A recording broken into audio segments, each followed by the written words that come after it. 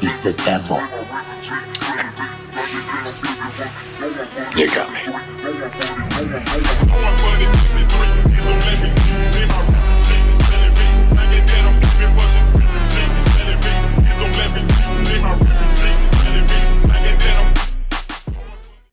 Jared the Killer Gorilla Cannonier is the number 4 ranked middleweight, ranked only behind Robert Whittaker, former champion, Israel Adesanya, former champion, and Sean Strickland, former champion, of course, with Dricus du Plessis now sitting at the top of those rankings as the new middleweight champion.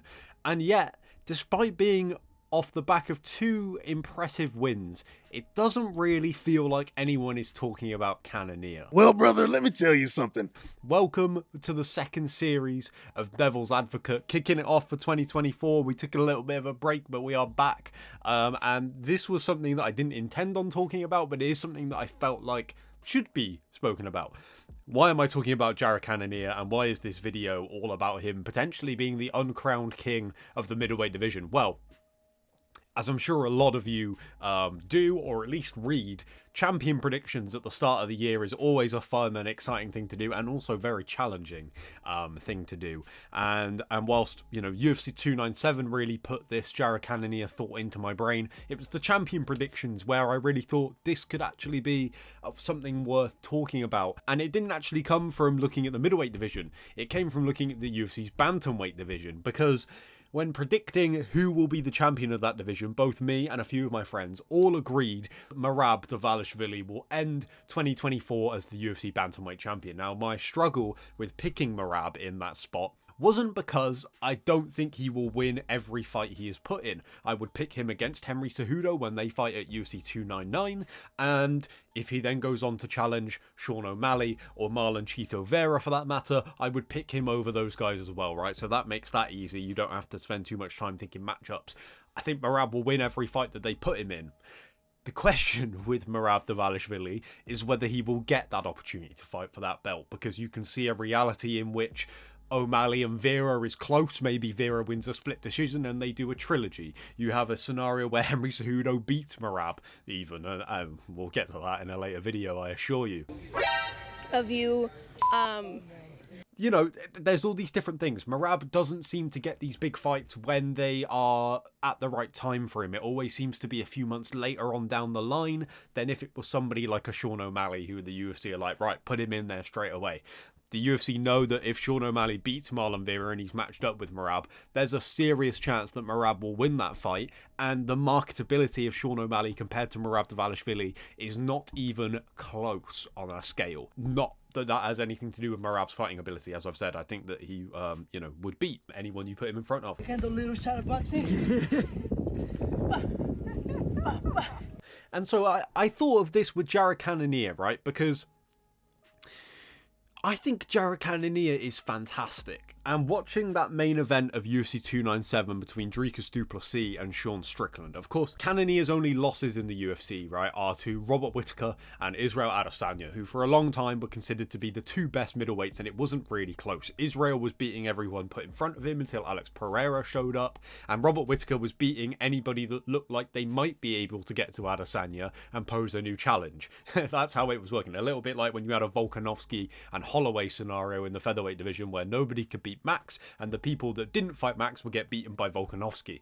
And it feels like Jared Cannonier is in a little bit of that Holloway role at the moment, where it's like, oh no, he needs to really build back in order to get a title shot, but you forget that his only losses are to Whittaker and Adesanya, who I know both lost last year. That's how we got to Dricus versus Sean, but they were both huge upsets, right? It wasn't like those 2 guys had fallen off or anything like that.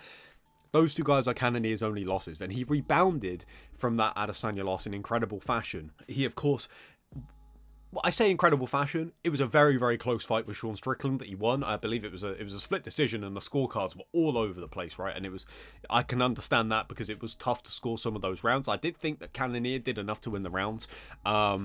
He kind of, I think, provided a little bit of a blueprint for Dricus to follow in what Dricus did to Sean in terms of using his output to keep Sean on the back foot, because Sean only uses his jab and some kicks, some teeps and things like that.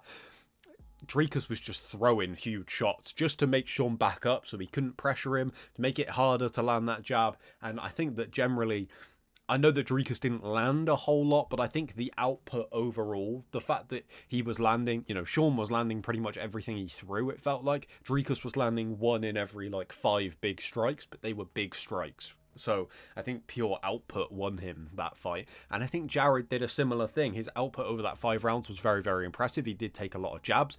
He was consistent with his kicks, which was important. Dricus didn't really seem to be able to do that. Sean was too effective at checking them. And of course, Jared Cannonier is a bit more of a technician than Dricus, to say the least. They both have great power and great athleticism, but Jared tends to be a bit more, polished as a mixed martial artist, you would say. I think that Dricus is very underrated, and he was my pick to end the year as middleweight champion. Purely, again, to go back to the Merab conversation, because I don't think that Jared Cannonier will get a title shot this year. When you look at UFC 297 and what follows it, immediately everyone goes Adesanya versus Du Plessis. And then you've got a world in which, if those guys fight next, whoever wins out of that one, you would imagine will probably fight Khamzat Chimaev if Chimaev gets a win in that time, because those fights are so much bigger. Even Dricus versus Chimaev, if they did that next, is so much bigger than Dricus versus Cannonier, as much as I'm a fan of Jared Cannonier, and I think he deserves it. That's not only, of course, the Strickland win. If Strickland had beaten Dricus, then that adds a lot more chance of the fight happening, because I think Strickland's team would want to get that rematch back. They felt like they won the fight the first time around, and they even name-dropped Cannonier not long after Strickland beat Adesanya, when it still looked like Adesanya was going to come back and have a rematch with Strickland. So clearly that's a fight they wanted. Dricus winning makes that a little bit more difficult. But Cannonier's last fight against Marvin Vettori, I think pretty comfortably the best performance we've ever seen from him in the octagon. I know he had a tough round and he kind of had to weather a little bit of a storm there, but set a new record for significant strikes in the middleweight division, and you look at Jared Cannonier and you don't think that's a guy that puts a crazy output together. He, of course, after the Adesanya fight, was very, very disappointed in his output in that fight, and so really made a conscious effort to up that. And he beat Sean Strickland with his output, and he beat Marvin Vettori. He landed some big shots in the second round against Vettori that, definitely changed the momentum of the fight, but he just never took his foot off the gas. Even though Vettori wouldn't go away, he never gave him a chance to properly get a foothold in the fight. And if I was going to put predictions together for Jared versus Dricus Du Plessis, I would struggle to pick that fight. Like I said, I really rate Dricus. I know that his style is weird and that it doesn't always look very clean, but I just think he's effective. I would probably pick Cannonier over him. I would say, not only do I think is he a better martial artist, his cardio, Dricus' cardio was a big talking point in the Strickland fight. He proved over that 5 rounds that if he fights composed and measured, it isn't bad. Even though some of those earlier fights were chaotic. Jared Cannonier has fantastic cardio. I have no doubt that he could put a pace on Dricus, because he isn't going to back up like Sean did. He has the power, of course, to hurt Dricus. His grappling, I think, is underrated as well.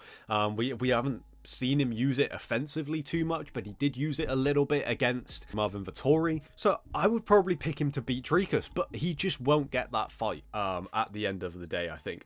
This is worth mentioning as well, that back at UFC 294, when Khamzat Chimaev was supposed to face Paulo Costa, it was actually revealed that when Costa pulled out of the fight, they called Jared Cannonier, who accepted the fight, and then couldn't compete due to an injury, so he literally pulled out a few hours after accepting the fight, and then they called Kamaru Usman, who took the fight. So you would imagine that if Cannonier had taken that fight against Chimaev, I don't know if he would have been promised a title shot, but if he had beaten Khamzat Chimaev on 2 weeks' notice, he would have got a title shot. And then we wouldn't be having this video conversation, because I'd be like, well, he's going to be...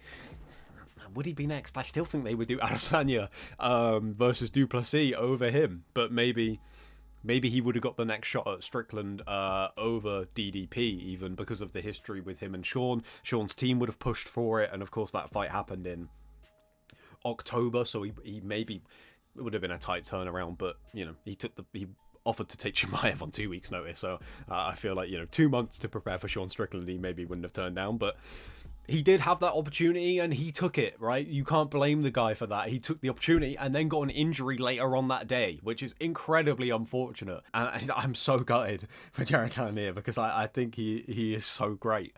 But realistically, if I was going to say what's next for Jared Cannonier, I'm looking at the other middleweight contenders, even, you know, the likes of Brendan Allen. I can see him fighting a Brendan Allen, a Roman Dolidze. They were matched up before as well in the past, I believe. And then Cannonier had to pull out of that fight. Hence why he only fought once last year, that fight with Vettori. I think it's crazy that Jared Cannonier has been looking this good lately, and yet I feel like isn't that much closer to a title shot. I still feel like he needs another fight, which is mental, because I think if Jared Cannonier was in a division that didn't have as many big names at the top, he would get it. But, you know, you look at DDP and Adesanya, their history. Chimaev versus anybody is a big fight. Strickland coming back is a big fight. I think that, you know, even Strickland coming back is an option for Cannonier for his next fight. Strickland is not the kind of guy that tends to take a lot of time off, and obviously he was quite frustrated to not win that fight against DDP via split decision, and you know, complaining about the headbutt, or it was a clash of heads, but headbutt.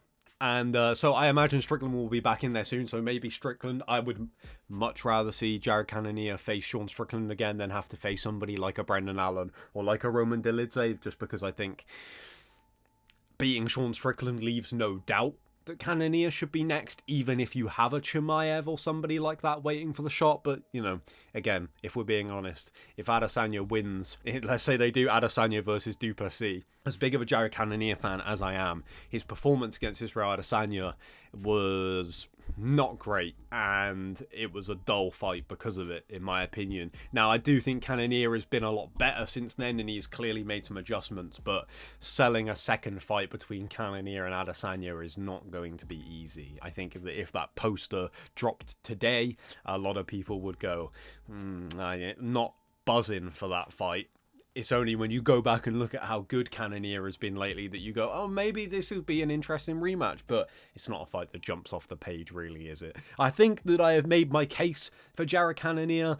I think that I would pick him to beat Dricus Duplessis. I would have picked him to have beaten Sean Strickland in a rematch. Would I pick him to beat Israel? I think that's probably the toughest fight in the division for him stylistically, based off of what we've seen in the past. Would I pick him to beat Khamzat Chimaev? Yes, I would. Would I pick him to beat Brendan Allen, Roman Dolidze, all of those guys? Yes, I would. Would I beat him to beat Alex Pereira if he came back to middleweight? That's a different conversation that we don't need to have. So I'm just going to skate right past that one, drop the shoulder on Alex Pereira, and see you later. You say it like heavyweight, mate, or potentially heavyweight, who knows? Come true, daddy. That will do it for the return of Devil's Advocate. I hope that I have at least made a point for why Jared Cannonier is being overlooked in a lot of people's eyes. The fact that I haven't heard him mentioned in champion predictions says it all. And I don't think that's reflective of his skills, of his recent performances. It is just how things work, unfortunately. And I hope for nothing but big things for Jared Cannonier in 2024, because in March, he turns 40 years old. So you're looking at, you know, a defeat might be the end of his title aspirations. He, of course, you know, if he wins the title this year, he will not be the youngest first-time UFC champion, because that record is still held by Glover Teixeira at 42, I believe. But, you know, time is ticking for Jared Cannonier, and I hope that he gets the opportunity, at least. Even if he doesn't get the title shot this year, I hope he at least gets the opportunity to fight and a title eliminator. But we will see. Time will tell. Thank you for checking out this video. I will see you on the next one very soon. We will definitely be doing some Devil's Advocate videos for UFC 298, because there are some very, very good fights on there indeed. Catch you later. Give me whoever you feel like is next, because I want to fight the champ. The belt's going to be mine.